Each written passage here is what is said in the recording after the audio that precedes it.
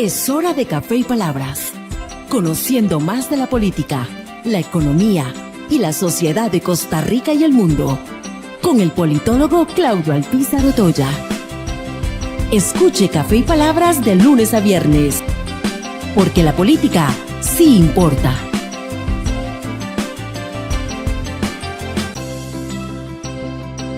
¿Qué tal, amigos? Les saluda Claudio Alpizar Otoya y les agradece este servidor su compromiso de siempre con la política y sobre todo con Café y Palabras, donde creemos fundamentalmente que la política sí importa.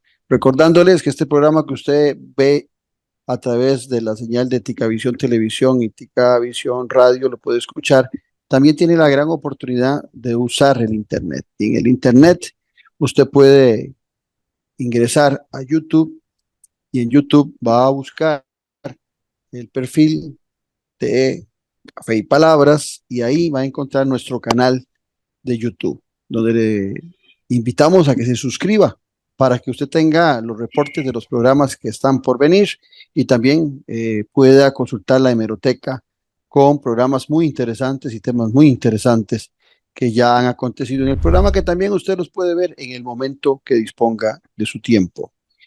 Por otro lado, también en Spotify quedan todos los programas, el audio de todos los programas de Café y Palabras para que usted lo disfrute también cuando anda en su automóvil, cuando está en algún lugar tranquilo y desea enterarse un poquito sobre los temas políticos. Con Café y Palabras lo va a lograr. Hoy vamos a conversar de política internacional. He invitado a un buen amigo, Javier Calvo, con quien vamos a hablar de los temas de política exterior. Con él vamos a hablar de lo que acontece en el mundo con esa potencia que se llama China. Javier es internacionalista y se ha dedicado a investigar y a estudiar sobre China, sin duda una potencia hoy a nivel mundial. Con él va a ser la parte importante de nuestro programa, pero antes, así pienso. Así pienso, con Claudio Alpizar. El día de ayer se divulgó una noticia que ya habíamos conversado en este programa hace un año. En la noticia en otro programa de radio, donde invitaron a don Rodrigo Arias Sánchez, el presidente de la Asamblea Legislativa habló de las negociaciones que tuvo hace un año para su primera reelección, la del 23-24, donde contó algunos intimidades de las negociaciones que tuvo entonces con el presidente de la República, Rodrigo Chávez.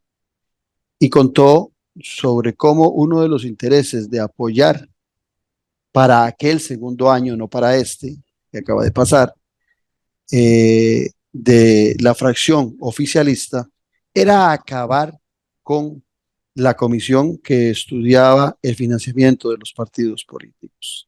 La comisión había terminado su trabajo y el presidente de la República, Rodrigo Chávez, y la diputada Pilar Cisneros estaban muy interesados en que no se diera la continuidad de esta comisión, prácticamente que se cerrara y quedara en el limbo la investigación que se venía desarrollando.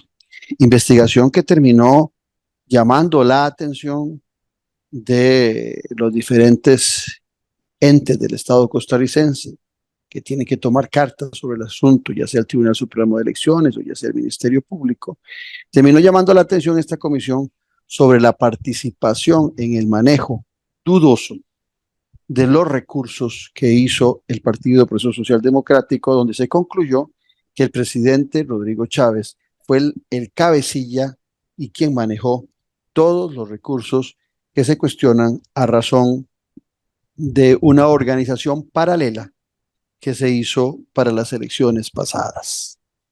Este tema, para los que escuchan Café y Palabras, si tienen buena memoria, lo toqué yo hace un año, efectivamente ahora en Malas Compañías, el programa que se transmite en radio, en Teletica Radio. Don Rodrigo Arias habló de este tema, pero este servidor había tenido información hace un año y los que escuchan el programa recordarán que yo exactamente hablé de ese tema. que una de las condiciones que había puesto el presidente presidente de la República, para apoyar a Rodrigo Arias para que se reeligiera por primera vez en la Asamblea Legislativa, era la desintegración de la comisión que investigaba el financiamiento de los partidos políticos.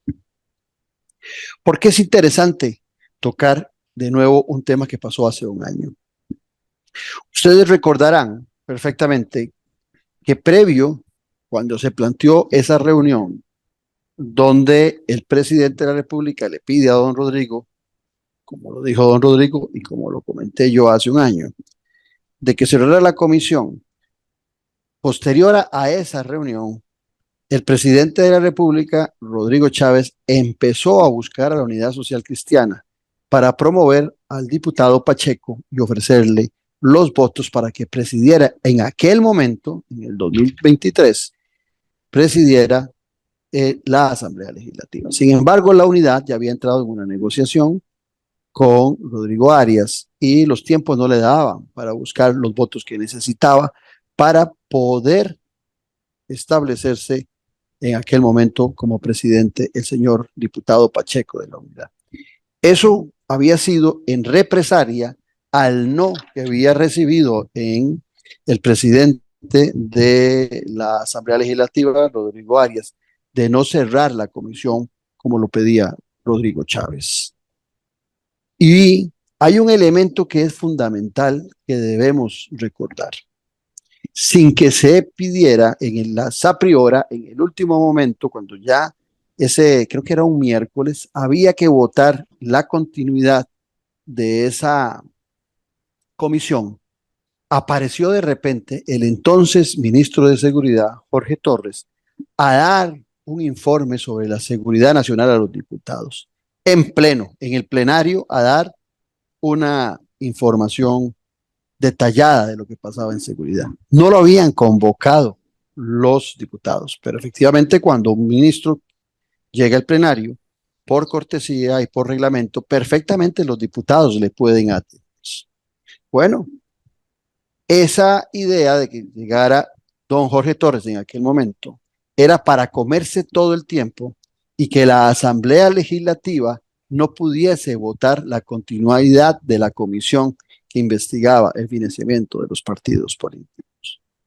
Siendo así el tema, el presidente Rodrigo Arias, el presidente de la Asamblea Legislativa, puso en la agenda como primer tema, antes de atender al ministro de Seguridad Jorge Torres, la renovación de la comisión que investigaba el financiamiento de los partidos políticos. Después de que se aprobó la comisión, se atendió a don Jorge Torres. En esta ocasión, que les estoy comentando, la diputada Pilar Cisneros fue quien más interesada estaba en la Asamblea Legislativa que don Jorge Torres se comiera todo el tiempo para que no existiese la posibilidad en el último día, por eso les decía el tema de las a priori, de darle más tiempo a la comisión para que investigara. Hoy la diputada Pilar Cisneros, la oí ayer decir que Rodrigo Arias es un bocón porque dijo esto en malas compañías. Ya los que nos enteramos de lo que pasa en la Asamblea Legislativa, muchos ya conocíamos de este tema. No era nada novedoso lo que se dijo en ese programa. Sin embargo, sí me llamó la atención que doña Pilar definió como bocón al presidente de la Asamblea Legislativa, porque contó cosas que suceden en la intimidad públicamente. Ahora, yo pregunto, ¿no será el presidente de la República, con esa definición de doña Pilar Cisneros, también un bocón? ¿No será el presidente de la República, Rodrigo Chávez, quien cuenta cosas que suceden en la intimidad y las saca públicamente, parte de esa definición que utilizó la diputada Pilar Cisneros para Rodrigo Arias? Lo que es bueno para el ganso, es bueno para la gansa. Estamos en Café y Palabras porque la política sí importa. En breve volvemos con Café y Palabras, con Claudio Alpizar.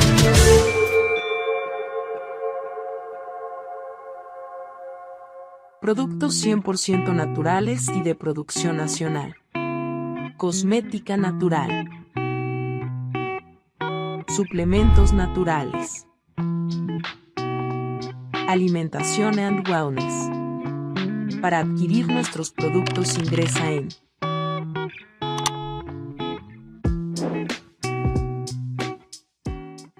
A pocos minutos del centro de Ciudad Quesada, usted puede sumergirse en un entorno de naturaleza inigualable.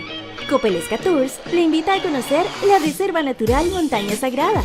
Visítenos y disfrute de un día en completa conexión con la naturaleza. Descubra nuestra variedad de senderos. Realice un día de campo familiar y conozca nuestro puente colgante y mirador, desde el cual podrá observar maravillosos paisajes naturales. Y al finalizar, disfrute de un delicioso almuerzo en nuestro restaurante. La Reserva Natural Montaña Sagrada le espera. Hay mucho por descubrir.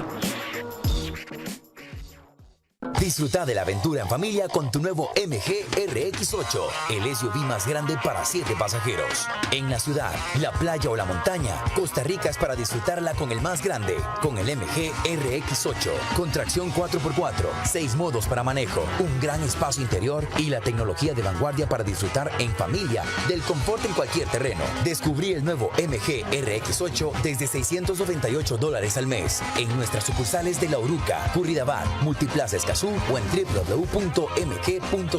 Aplican restricciones.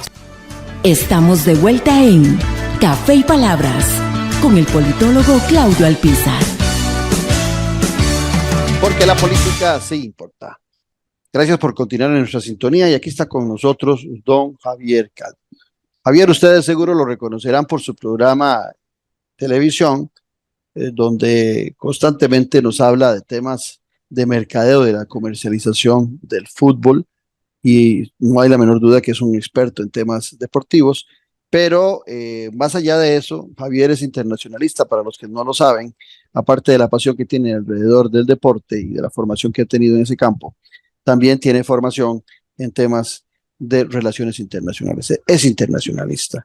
Y hace algunos días conversando sobre lo que representa China en el mundo hoy por hoy, pues luego de haber coincidido en su programa, le dije, ¿por qué no hablamos de eso en Café y Palabras? Bueno, aquí está hoy con nosotros don Javier Calvo. Javier, ¿qué tal? Un gustazo estar acá con vos. ¿Qué tal, don Claudio? Para mí también es realmente un honor estar presente en su espacio, un espacio tan conocido de tantos años, en un campo que me estoy estrenando, porque realmente, si bien me apasiona muchísimo lo que es la geopolítica, la historia, la economía, no he tenido la oportunidad de desarrollarme en este campo, sí en otros campos, como lo ha dicho usted, en el deportivo. Así es que yo lo invité a mi programa y usted felizmente participó, pues aquí usted me la está devolviendo y yo pues felizmente estoy aquí también participando en su programa, don Claudio. No, el gusto es nuestro y ya te digo, después de esa conversación que tuvimos, la iniciativa de invitarte fue porque me pareció más que interesante el tema, y te voy a decir por qué me pareció interesante, porque cuando coincidimos en tu programa y posterior a él tocamos los temas de China, casualmente había una discusión, o todavía está esa discusión a nivel nacional, sobre si desarrollamos la tecnología 5G en el ICE con base tecnológica de Huawei, que es una compañía china, o con base tecnológica de algún país occidental, Alemania, Estados Unidos, Canadá, en vista de que hay una guerra tecnológica, aquella guerra fría que vivimos vos y yo por nuestra edad entre los Estados Unidos y la Unión Soviética, que se acaba a principios de los 90 con la desaparición de la Unión Soviética. Esa guerra fría desaparece y ahora hay una guerra tecnológica entre las dos potencias más fuertes en este campo, la China popular y Estados Unidos de América. Entonces por eso me pareció más que importante, y entonces aquí el tema viene desde lo más básico. China, una superpotencia mundial, Javier. Así es, yo creo que ya uno tiene que ir en estos temas, ya ir aclarando específicamente cómo va cambiando el mundo. Hay un nuevo orden económico mundial a partir de este siglo, yo diría, donde las transformaciones han sido muy, muy aceleradas. Y está en el punto de la importancia que tiene China, Claudio, que hace 2 siglos, en 1816, decía uno de los grandes estrategas militares como fue Napoleón Bonaparte, China es un gigante dormido. Déjenlo dormir porque cuando despierta el mundo se sacudirá. Imagínense la visión que tenía este estratega de visualizar de lo que iba a pasar si China en algún momento iba a despertar, y ya despertó, efectivamente ya despertó. Eh, Siguiendo mucho el acontecer chino, el día a día, me amparo mucho a tres personajes internacionales geopolíticos de gran talla. Uno es Kishore Mahbubani. Kishore fue presidente del Consejo de Seguridad de las Naciones Unidas por muchos años. Es de Singapur, un tipo que es constantemente consultado sobre la situación de Asia. Y pues lógicamente es una persona que se maneja en esos mundos muy altos donde tiene información muy privilegiada. Acá sacar un libro que se llama China ganó la guerra, muy importante para aquellos que les gusta toda esta parte de lo que sucede en Oriente, que muchas veces no nos enteramos, sino solamente lo que está pasando en este lado del mundo. También tenemos al coronel Pedro Baños. Pedro Baños, un español. Su libro Encrucijada Mundial también se los recomiendo, de qué es lo que está pasando a nivel de la sociedad y a nivel mundial en diferentes campos. Y por último, Farid Zakaria, que es un hindú, pero radicado en Estados Unidos. Acaba de escribir un libro que se llama La Edad de las Revoluciones. Me amparo mucho en ellos. Dichosamente tengo la oportunidad de escuchar mucho podcast en inglés, siguiendo a estos señores. Bueno, Pedro es en español y me ha permitido de alguna forma conseguir muchos datos y cifras que me parecen importantes para visualizar y para decir a la gente qué es lo que está pasando y cómo está China posicionada en estos momentos en el mundo entero. Dice Kishore que hay un cambio en la correlación de fuerzas, ¿verdad? A nivel internacional, donde pues estábamos en un mundo unipolar, hoy estamos en un mundo bipolar, algunos hablan de multipolar. En todo caso, Kishore habla de tres formas como el mundo ha cambiado. Dice que este es el siglo de Asia, este es el siglo precisamente de Asia. El poder se ha desplazado hacia Oriente. En 1960, don Claudio, no había un solo país de Asia en los top 5 más grandes económicamente del mundo en 1960. Hoy día, 2024, de los 5, 3 están en Asia. China, India, Japón ya son los 3 posicionados junto con Estados Unidos y uno más para ser las 5 economías más grandes del mundo, con lo cual se está desplazando y ese siglo de Asia va a continuar. Posteriormente vamos a dar otros datos que vayan a consolidar esta afirmación de este señor.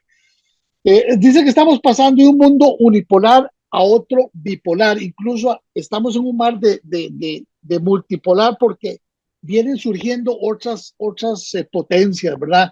En el caso de los BRICS, ¿verdad? Que ahora más adelante vamos a hablar qué son los BRICS, quiénes lo conforman y cómo va creciendo aceleradamente este grupo de naciones. Y por último, también en el plano cultural hay un cambio, Claudio, hay un cambio porque la civilización de Occidente ha dominado los últimos 200 años lo que ha sido el mundo, ¿verdad? Y ya eso va a ir cambiando poco a poco. Recordemos que la civilización china es de las más antiguas, se habla de 4 a 5 mil años. Incluso se habla de que es una de las civilizaciones que no ha cambiado, es la misma de hace muchos años, y que incluso se habla de 23 siglos de Estado. Han tenido 23 siglos donde han tenido un Estado.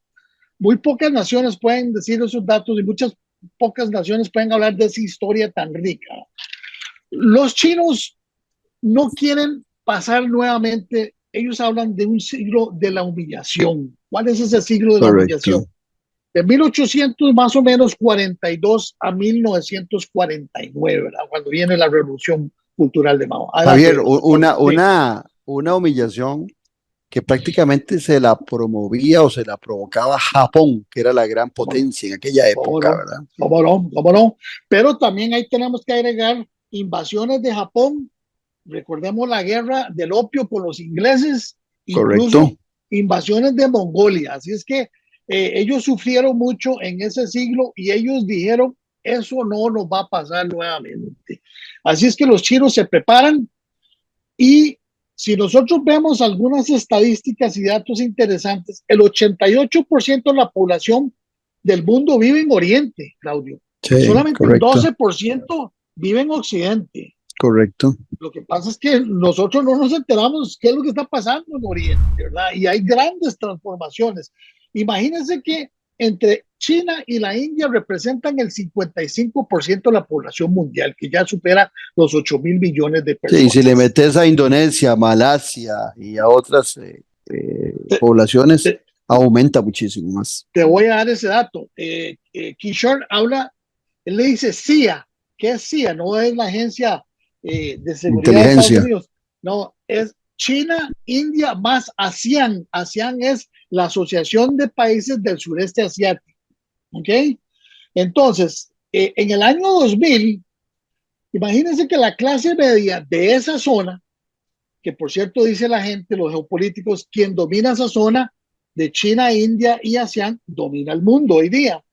En el año 2000, la clase media en esta zona era de 150 millones de personas. En el 2020, ya son 700 millones de personas en la clase media y se calcula que para el 2030 serán 1.500 millones de personas. Correcto. En la clase media. O sea, ahí estamos hablando de una transformación económica muy grande, Claudio. Porque clase media, y usted lo vivió y nosotros lo vivimos aquí en Costa Rica, cuando un país o un estado tiene una clase media muy fortalecida y muy grande, con acceso a un poder adquisitivo muy, muy importante, las cosas empiezan a cambiar enormemente, ¿verdad? Imagínense que en un plazo de 70 años, China pudo erradicar la pobreza extrema de un 80% a un 0% hoy día. Si bien hay problemas grandes, digamos, en las zonas rurales todavía en China, donde parece mentiras, los caudillos políticos siguen siendo importantes en estas zonas rurales, no tanto en las ciudades grandes, que ya estamos hablando de ciudades de más de 20 millones de habitantes, en caso de Shanghái, en caso de Beijing y otras, ¿verdad? Pero la importancia es, en esta zona, qué curioso, Claudio, en esta zona de ASEAN y China, tienen 33 años de no tener una guerra. Y usted sabe que en tiempos de paz hay un crecimiento muy grande en todos los campos. A diferencia, los norteamericanos han tenido más de 100 intervenciones militares en ese periodo. Entonces, ahí marca una gran diferencia entre una economía que es una economía más dirigida a la parte de manufactura y la parte tecnológica, y otra economía dirigida más que todo a la economía militar, ¿verdad? El presupuesto norteamericano en la parte militar son 800.000 millones de dólares. Es el país que más invierte en la parte militar. Incluso ni sumando los siguientes 10 países le llegan a ese presupuesto militar. Tiene más de 270 bases militares en el mundo. Así es que su economía está muy basada en esa parte militar. ¿Cuándo empieza toda esta transformación? Porque la gente dice, pero ¿cómo es posible que un país, si en el año 79 era un país sumamente pobre, ¿verdad? Con condiciones rurales, con condiciones realmente deplorables, cómo un país se transforma tan rápidamente en un periodo de 30, 40 años en una superpotencia, ¿verdad? Tienen una filosofía interesante. Ellos hablan del 996. Yo trabajo de 9 de la mañana a 9 de la noche, 6 días por semana. Entonces, a cambio, los españoles dicen que tienen una siesta de 2 o 3 horas diarias. La productividad es diferente, ¿verdad? El chino, generalmente, y lo conocemos aquí en los supermercados, el chino siempre es un trabajador incansable, ¿verdad?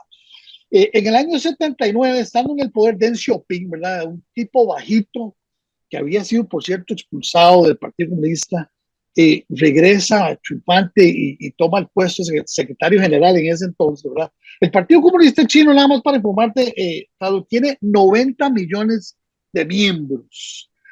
Y algo más interesante es que dentro de las regulaciones y los... Eso es como el 6% de la población china.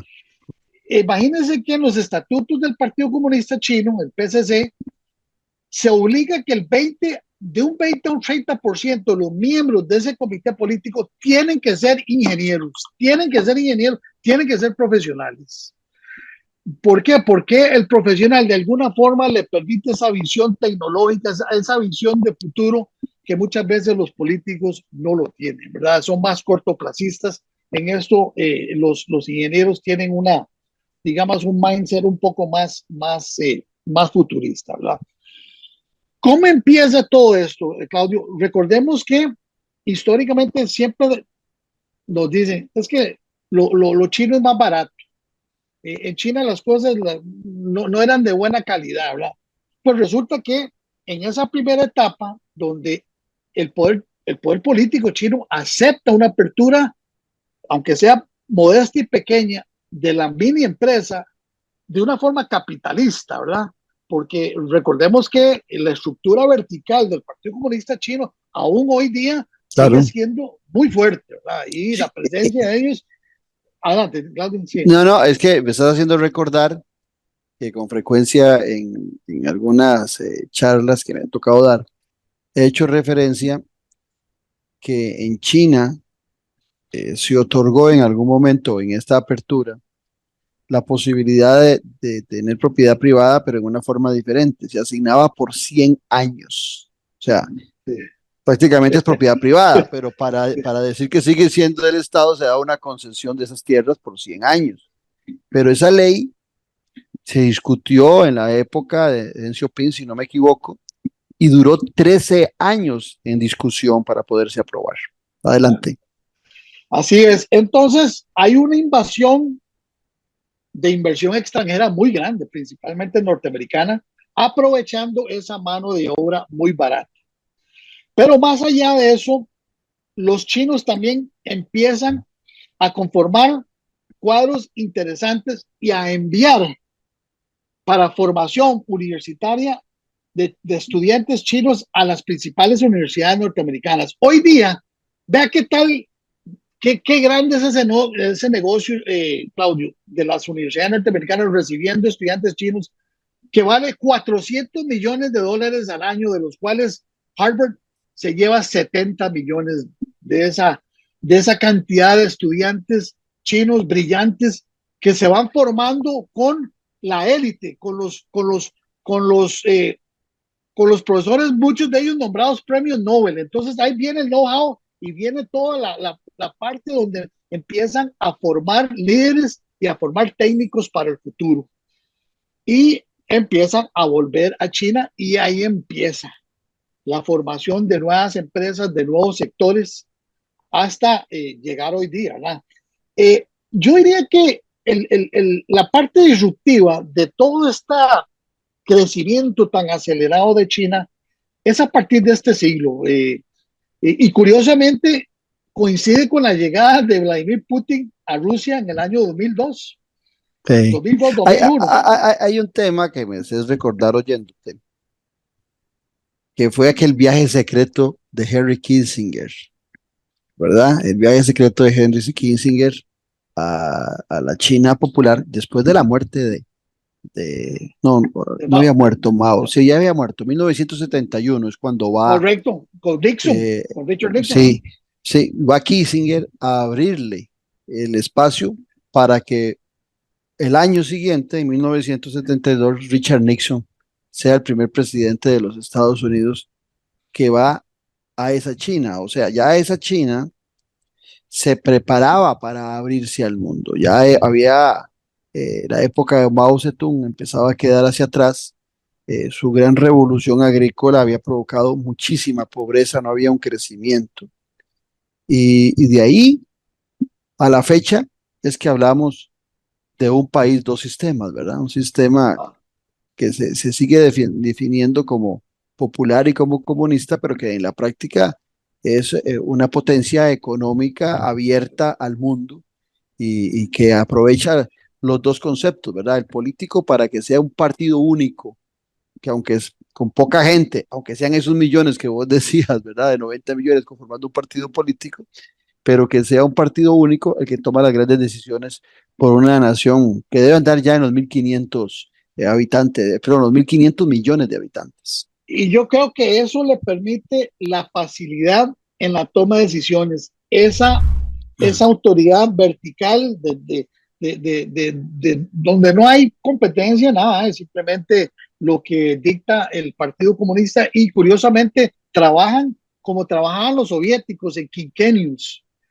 Sus proyectos principalmente económicos siguen siendo de forma quinquenal y eso llama la atención, ¿verdad? Porque es un híbrido rarísimo que la gente no entiende. Bueno, pues es un partido comunista el que rige la parte política, pero son tan capitalistas como cualquier neoliberal en el mundo entero, ¿verdad? Pero bueno, así son las cosas y así han tenido éxito, ¿verdad? Xi Jinping llega en el 2013 al poder ya como presidente de China, ¿verdad? Un tipo interesante. Su papá también fue miembro del Partido Comunista. Y se trae un proyecto que ha sido un proyecto polémico interesante, pero de gran dimensiones para el mundo entero, como es la Ruta de la Seda. Porque la Ruta de la Seda, recordemos aquellos tiempos de Marco Polo, cuando China también comerciaba con Europa a través de aquellos caminos rudimentarios, a través del desierto y todo. Bueno, China de alguna forma quiere ese mismo concepto, pero no solamente es una ruta de la seda terrestre, sino también es marítima y digital, que es donde cambia aquí radicalmente, ¿verdad? Marítima le ha permitido casi que controlar todos los puertos más importantes de Europa, en Grecia, en Italia acaban de cambiarlo, o en España, y uno de los puertos más importantes de Europa, como es el de Hamburgo, ¿verdad? No sé, está entre los top 3, pero ya controla el 49%. Por lo tanto, todo el comercio, y podemos decir que maneja el Mediterráneo, ¿verdad? Ni qué decir en África, Claudio, porque los datos en África son interesantísimos. Imagínate que África tiene 54 estados. De los 54, solo uno sigue teniendo relaciones diplomáticas con Taiwán. Los demás, todos están con la China popular. Y ha llegado a tal grado que en esa ruta de la seda, donde lo que se busca son proyectos de infraestructura y proyectos de desarrollo económico, han construido, oiga, Claudio, 1,000 puentes en África, han creado 100 puertos y más de 100,000 kilómetros de carreteras y más de 10,000 kilómetros en vía férrea a través de este proyecto o a través de esta iniciativa, como se llama la iniciativa de la Ruta de la Seda. ¿Cómo no van a estar felices estos países porque ya no se llaman, recordemos, hay cambios también en los términos, ya no se llama subdesarrollo, ahora se llama sur global, Global South, ¿verdad? Ya no se usa el término países de subdesarrollo, ¿no? Es el sur global. Entonces, África ha aprovechado muy bien todas estas iniciativas que tiene China para sacar adelante un montón de proyectos de infraestructura y de desarrollo económico que le ha permitido de alguna forma extraer. Todo tiene su precio, lógicamente. Recordemos que China representa el 22% de la población mundial, pero tiene solamente el 7% de los recursos hídricos del mundo. Y tenés que alimentar, usted lo dijo, 1,500, 1,400 millones de personas y tenés que también mover un sector industrial muy grande, ¿verdad? Imagínense, Claudio, que hoy día es prácticamente China la fábrica mundial. Representa 1/3 de toda la producción manufacturera del mundo, 1/3. Incluso si usted junta lo que hace Estados Unidos, Japón, Brasil, Italia y otros más, no le llegan a lo que están manufacturando y la parte industrial que ha tenido desarrollando en los últimos años China. Así es que lo convierten hoy día en la gran fábrica del mundo entero, ¿verdad? Esto llama la atención porque, por ejemplo, una entidad bancaria tan prestigiosa como Goldman Sachs pronostica que para el año 2050 la primera potencia mundial va a ser China, la segunda va a ser India y la tercera va a ser Estados Unidos. India también viene empujando fuertemente. Para el año 2025, para el próximo año, China tiene un proyecto que se llama Made in China, basado en los 10 sectores estratégicos más importantes. Y esos sectores principalmente están ligados a la tecnología que ahora vamos a desarrollar. ¿Cuáles son esos sectores? Para ver que realmente ellos se están posesionando no solamente y están dejando atrás la fabricación de artículos baratos, de manufactura barata, para concentrar estratégicamente los recursos en estos sectores más importantes que ahorita los vamos a detallar. En todo caso, en el 2030 también ellos calculan que ya van a ser la primera potencia mundial. Si nosotros lo vemos desde el punto de vista económico, todavía no supera el Producto Interno Bruto de Estados Unidos por poco. Algunos hablan ya del Producto Interno Bruto de China en unos 18,000 trillones, ¿verdad? Son como 1,000 millones. Fue para el año 2022. Pero tiene ciudades tan importantes que aportan mucho al Producto Interno Bruto de China. Shanghái, por ejemplo, representa un 3.6%. Beijing representa solamente un 3.4%. Y eso llama la atención, porque si bien las ciudades o los estados generalmente concentran el porcentaje de la producción interna bruta en ciudades, principalmente sus capitales, ¿verdad?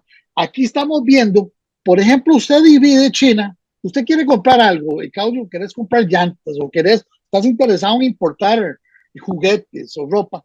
Cada una de las provincias de China están especializados en un sector industrial. Artículos diferentes. Entonces, eso facilita mucho, no solamente el comercio, sino también la parte logística, ¿verdad? Eso cuesta mucho que los países lo desarrollen de esa manera. Como te decía, un tercio. Bueno, es que esa es la ventaja que tienen ellos en ese régimen de planificación centralizado, ¿verdad? Que les permite definir los gobernantes de turno a qué actividad cada provincia o cada ciudad debe dedicarse.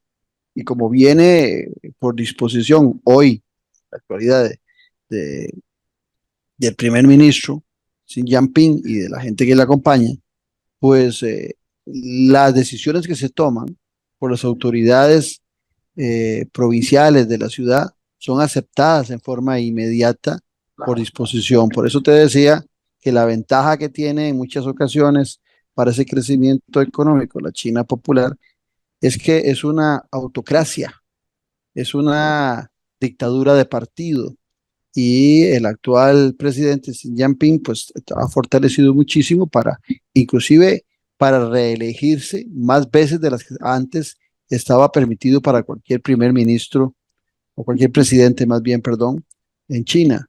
Y esto le ha permitido también fortalecer no solamente su figura, sino la toma de esas decisiones como la que vos estás comentando. Algunos hablan de meritocracia, a diferencia de Estados Unidos, que es una plutocracia, ¿verdad? Aquí la meritocracia se supone, no podemos, yo no lo puedo confirmar, ¿verdad? Pero se supone que quienes son miembros del comité político del Partido Comunista Chino es gente muy educada, la gente muy preparada, y de ahí se habla de la parte de la meritocracia. Le voy a hacer una comparación económica del impacto que ha tenido China desde el año 90 con respecto al G7, ¿verdad? Recordemos que el G7 son las economías más grandes, principalmente ubicadas en Occidente, y ahí le sumamos a Japón. En 1990, el G7 controlaba el 44% de la economía mundial, casi la mitad. Estaba concentrado hace 30 años en el G7. Por su parte, los BRICS, que los BRICS lo que significa, tiene sus siglas. Por cierto, BRICS, el término BRICS, quien lo acuñó y quien lo fundó fue un ciudadano economista inglés. BRICS significa Brasil, Rusia, India, China y Sudáfrica. Ahí se me está olvidando uno, BRICS, la K. No, para ver, es Brasil, Rusia, India, China y Sudáfrica. Sí, correcto, no hay ninguna acá ahí. Ok, los BRICS en el 90 solamente aportaban el 16% a la economía mundial, 44 contra 16. En el año 2005, el G7 ya va bajando a 35%, los BRICS van subiendo a 26%. Y hoy día, en el 2024, la G7 ha bajado a 26% y BRICS ya lo superó al 32%. Vea cómo va cambiando esa correlación de fuerzas económicas, ¿verdad? Vienen unas superpotencias y otras, incluso en Oriente piensan que Europa es el gran sacrificado aquí, Claudio, porque es el que viene perdiendo protagonismo, no solamente en la parte política, sino también en la parte económica. Dicen que Europa refleja su antigüedad, ¿verdad? O sea, los que están ubicados en Asia son esas economías florecientes, ¿verdad? Que empiezan a nacer nuevas. Así es que es interesante. Estados Unidos en el 90 controlaba el 50% del PIB mundial. Hoy día controla el 20%. China en el 2000 era un 2%. Ha crecido 8 veces, Claudio, para ubicarse en un 16%. O sea, totalmente van viendo una supremacía de China, donde prácticamente ha controlado ciertos sectores. Están entrando, has escuchado perfectamente lo que es la cuarta revolución, ¿verdad? Y muchos hablan de que la revolución industrial fue una revolución de energía, ¿verdad? Donde los hombres logran superar la fuerza de los animales para inventar y crear las nuevas herramientas de máquinas, ¿verdad? Principalmente la máquina de vapor. Hoy día, con la inteligencia artificial, algunos afirman de que lo que se está sustituyendo es el razonamiento humano, la creación humana por las máquinas, ¿verdad? Entonces, se está hablando que los 4 sectores donde la economía china y principalmente su partido político y su proyecto económico está dirigido es a una economía verde, ¿verdad? La economía verde, principalmente toda esta parte del climático, ¿verdad? Del cambio climático. Perdón, donde China prácticamente ejerce una supremacía, ¿verdad? Es líder, por ejemplo, en toda la parte de paneles solares, prácticamente controla ese mercado a nivel mundial, en la parte también de los vientos eólicos, esta parte también de la energía por medio del aire, ¿verdad? La digitalización. Bueno, y su crecimiento fue tan enorme, Javier, que hubo un momento en que estaban acaparando prácticamente un porcentaje enorme, casi que elevando el precio del petróleo y de derivados del petróleo por la necesidad que tenía ese crecimiento chino de generar energía y de movilizarse a razón del petróleo. Por eso también han empezado a participar en estas otras energías limpias, pero sin dejar de lado que el gas natural para ellos y el petróleo siguen siendo elementos fundamentales en su desarrollo. Recordemos que ellos no tienen recursos naturales de importancia, todo lo tienen que importar, ¿verdad? Por lo menos estos recursos. Javier, hagamos un corte comercial porque está interesantísimo esto y ya regresamos aquí en Café y Palabras, donde la política se importa, con Javier Calvo hablando de China, potencia mundial. En breve volvemos con Café y Palabras con Claudio Alpizar.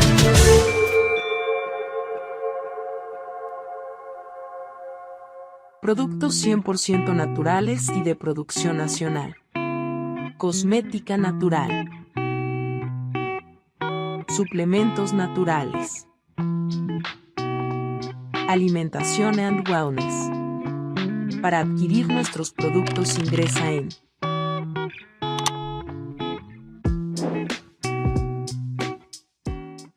A pocos minutos del centro de Ciudad Quesada, usted puede sumergirse en un entorno de naturaleza inigualable.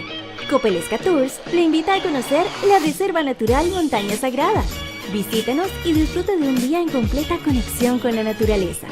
Descubra nuestra variedad de senderos. Realice un día de campo familiar y conozca nuestro puente colgante y mirador, desde el cual podrá observar maravillosos paisajes naturales.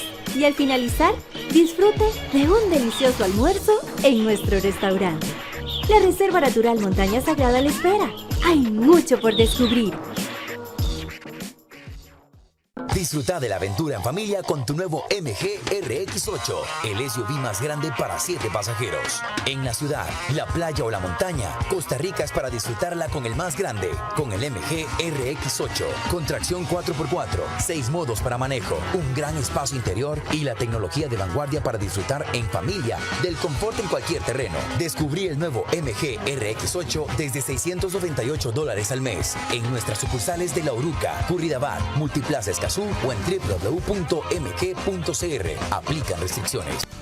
Estamos de vuelta en Café y Palabras con el politólogo Claudio Alpizar. Gracias por continuar en nuestra sintonía. El día de hoy acompañados por Javier Calvo, internacionalista, y hablando de esta China popular, una potencia a nivel mundial. Javier, para que no se nos vaya el aspecto político también en toda esta fortaleza económica que tiene China hoy en día. Vos como internacionalista lo sabrás mejor que este servidor. China no se involucra en los conflictos internos de los países.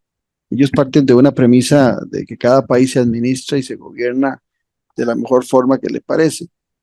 Los chinos no andan promoviendo un sistema político en ninguna parte del mundo, no promueven ni la democracia, no promueven la autocracia. La verdad es que ellos se relacionan con los países independientemente del sistema que tenga y tampoco se cuestionan si el presidente de turno es electo democráticamente, si es un hombre pacífico, si es un hombre cuestionado por violación de derechos humanos. Los chinos en eso son muy pragmáticos, pero de la misma forma le piden al resto de los países que no se metan a lo interno en sus decisiones, en su sistema político. O sea, ellos no se meten con los demás, pero piden que no se metan con el de ellos. Pero ellos tienen una visión de un mapa histórico, y ese mapa histórico, aparte del territorio que tienen, el continental, habían 3 zonas que les interesaba recuperarlas y que siempre han estado en ese pensamiento chino. Ya 2 de esas las han recuperado, Macao y Hong Kong. La que se mantiene todavía en disputa y que, a pesar de que no tiene muchas embajadas, porque muchos países las han dejado de lado como representante chino, es Taiwán.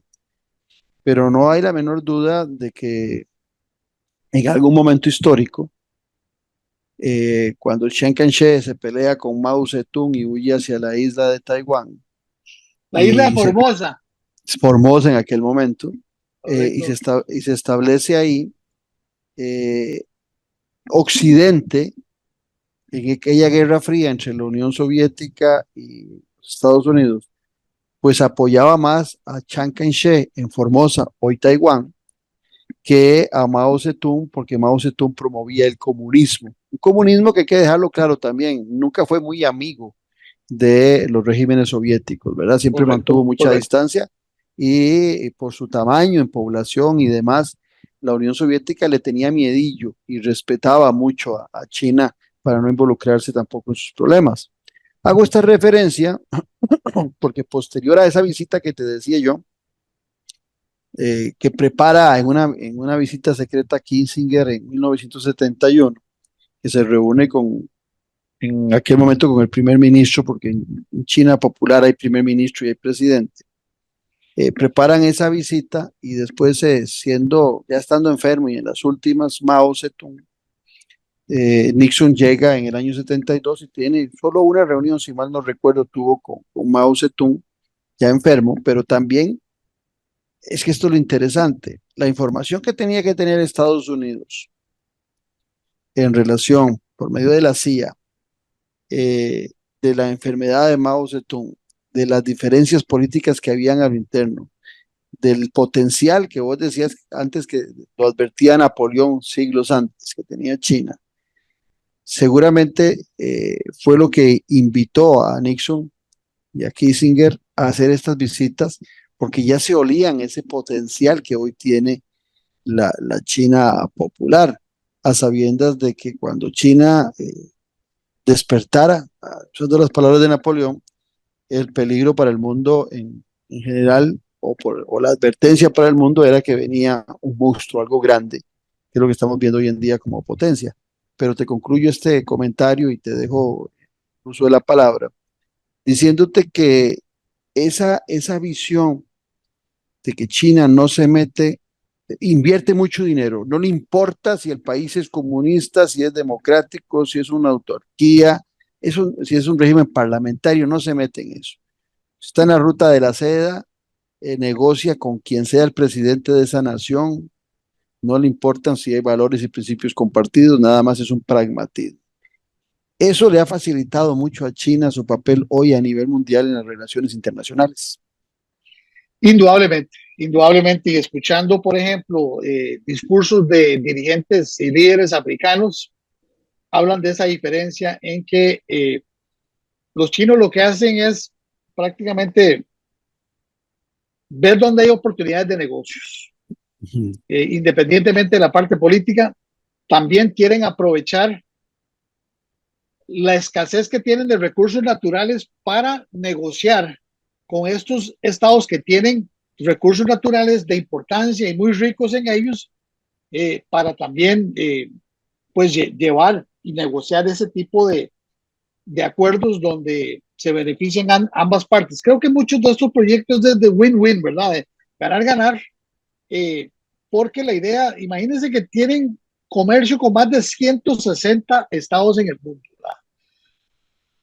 que es un dato interesante porque nos visualiza exactamente lo que usted está diciendo, Claudio. Más allá de la parte política, lo que les interesa más que todo es resolver un problema de cómo vamos a alimentar a 1.400 millones de chinos y también cómo vamos a hacer para que el sector industrial siga caminando.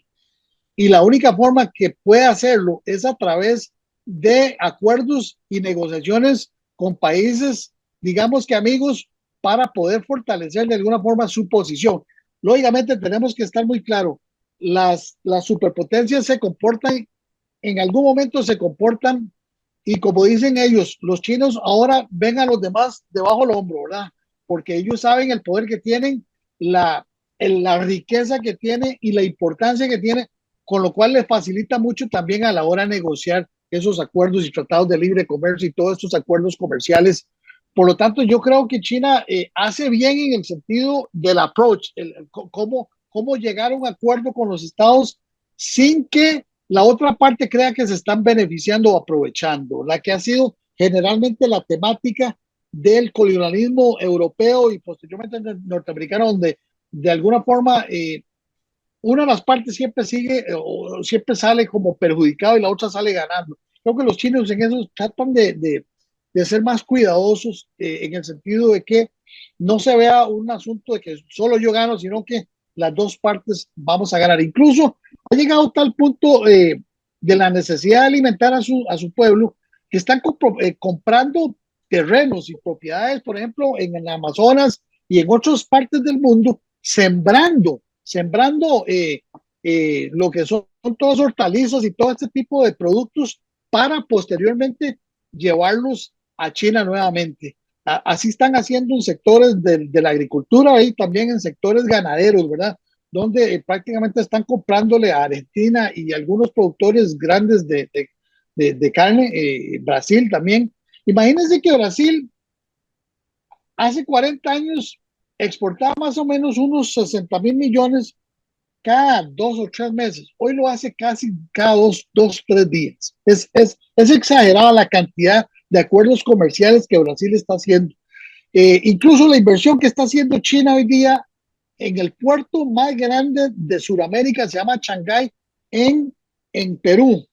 Es tal la apertura que va a tener ese puerto para América del Sur, que Brasil está construyendo carreteras que atraviesan el Amazonas para llegar a ese puerto. Igualmente lo va a hacer Paraguay, con lo cual es una vía marítima importante de salida que va a tener la producción de Sudamérica hacia China y de China hacia Sudamérica, sin tener que utilizar, por ejemplo, el canal de Panamá. Así es que este tipo de inversiones a lo largo de todo el mundo, le voy a dar nada más 3 infraestructuras importantes que hicieron en China para que usted dimensione lo que están haciendo en China. El aeropuerto Beijing Daxing Airport, oiga, un costo de 80.000 millones de dólares. Se estacionan 268 aviones y moviliza 100 millones de pasajeros tiene 82 puentes para los aviones. El puerto del Diablo en Shanghái, oiga, un costo de 10 mil millones de dólares. Maneja 47 millones de contenedores al año, más que todos los puertos que tiene Estados Unidos, y el equipo es totalmente automatizado e inteligente. Todo prácticamente se maneja de una forma ya digital. Y la estación central de trenes de Guangzhou, al sur de China, transitan 800,000 pasajeros, conecta 18 provincias y despacha 1,350 trenes de alta velocidad diarios. Tienen más de 40,000 kilómetros en línea férrea de trenes de alta velocidad. ¿Sabe cuántos tiene Estados Unidos? 0. Esa es la diferencia, cómo una superpotencia ha ido cambiando radicalmente. Lógicamente, para casi cerrar el programa, porque yo sé que ya se está acercando el final y no te quiero comprometer mucho, Claudio, y cerrando ideas. Lógicamente, todo esto, y ya lo hemos tocado, la ventaja que tiene es la parte política. O sea, esa ventaja donde la toma de decisiones es mucho más expedita, más acelerada, sin tener, qué sé yo, rivales, ¿verdad? Eso le permite a ellos disponer, incluso hoy día ya terminó el viaje que tenía Xi Jinping en Europa, ¿verdad? Tenía desde el año 2019 que no iba a Europa, estuvo con Macron en Francia, estuvo en Serbia y Hungría, y hablaban de eso, ¿verdad? De que efectivamente, de las críticas, perdón, nada más terminar, de las críticas que le hace Europa a China es los subsidios, que sigue subsidiando a los diferentes sectores, y eso se llama, no están de acuerdo en la parte de la OMC, ¿no? Y en un minuto, Javier, ¿y nuestras relaciones con China? ¿Cómo las analizas? Yo siento que la decisión que tomó el gobierno de Oscar Arias en el 2007 fue muy acertada, ¿verdad? No podemos negar de que China popular es mucho más importante desde el punto de vista geopolítico y geoestratégico que Taiwán, ¿verdad? Posteriormente, el Tratado de Libre Comercio que se suscribió en el gobierno de doña Laura Chinchilla también ha sido importante, abrir un mercado enorme, ¿verdad? Y las oportunidades también. Ahí veo algunos productos que se están exportando, principalmente médicos y otros, y también pues aprovechar esa inmensidad de acuerdos comerciales que tiene China. Yo creo que Costa Rica hizo bien, y a tal punto de que una vez que Costa Rica tomó esa decisión, el resto de Centroamérica se fue en fila, ¿verdad? Detrás de la China popular y rompiendo con Taiwán. Así es que yo creo que muy acertado. Podríamos tal vez profundizar en otro programa qué beneficioso ha sido para Costa Rica y para China este tipo de acuerdos, y algunos me parece datos ahí, sí es posible, Claudio. No, me parece, dejémoslo, busquemos el espacio de la agenda tuya y lo incluimos, porque me parece que es un tema más que interesante, sobre todo para que nuestros oyentes se hagan de la idea de cómo funciona y cómo gira el mundo hoy alrededor de estas nuevas potencias, especialmente el caso de China. Bueno, Javier, como siempre, darte las gracias. Gracias por compartir tu conocimiento y tu investigación alrededor de China con nuestros oyentes. Y a ustedes, esperarlos el día de mañana aquí en Café y Palabras, al ser las 10 de la mañana, porque usted, igual que yo, sabe que la política sí importa. Esto fue Café y Palabras, porque la política sí importa, con el politólogo Claudio Alpizar Otoya. Escuche Café y Palabras de lunes a viernes, porque la política sí importa.